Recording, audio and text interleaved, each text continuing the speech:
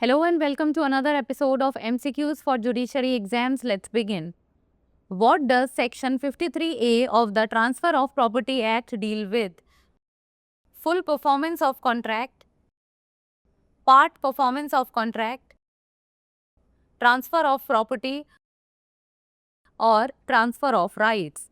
The correct answer is option B, part performance of contract. Recently, in the Raju Naidu versus Chenmuga Sundra and others case, the Supreme Court held that protection under Section 53A of the Transfer of Property Act 1882 for a person possessing a property under part performance of a contract is not available to a party who knowingly entered into the agreement despite being aware of pending litigation. Section 53A of Transfer of Property Act 1882 provides for part performance of contract. The purpose for introducing Section 53A in TPA is to partially set right the conflict of views in this country.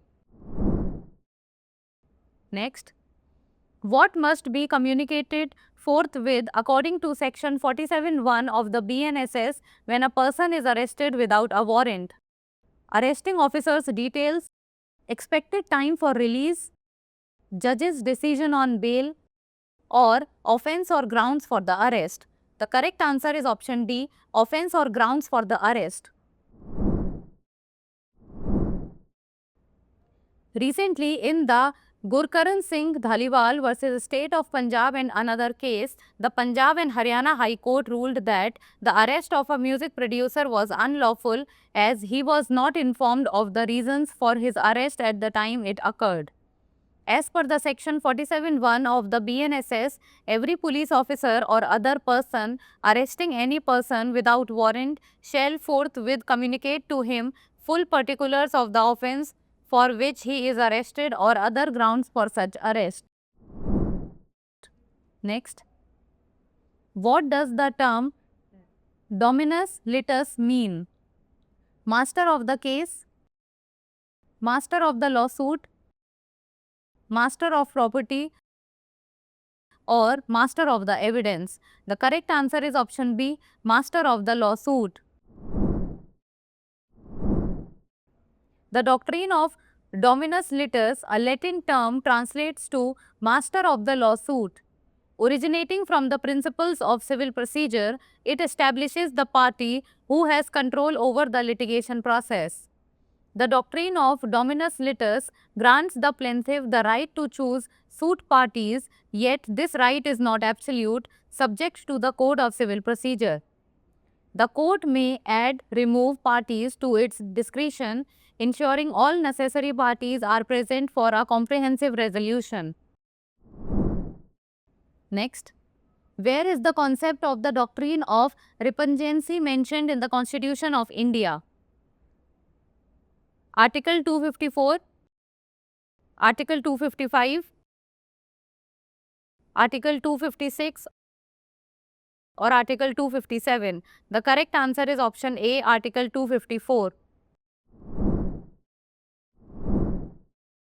The concept of doctrine of repugnancy is contained in Article 254 of the Constitution of India 1950. Article 254 of the Constitution deals with the inconsistency between laws made by Parliament and laws made by the state legislature. Which of the following sections of the Code of Civil Procedure deals with stay of suit? Section 16, Section 10, Section 13 or Section 12? The correct answer is option B, Section 10. Section 10 of the Code of Criminal Procedure deals with the stay of suit.